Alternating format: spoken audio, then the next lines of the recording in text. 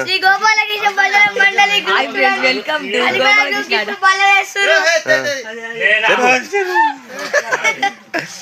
ఇగో ఈరోజు మా కమిటీ మొత్తం బల్లలు ఎత్తాది.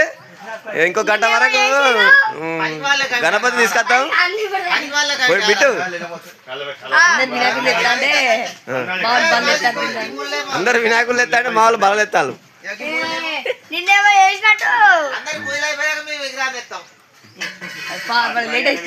అది పద్ధతి పలికి మేళ మనం అనంతరం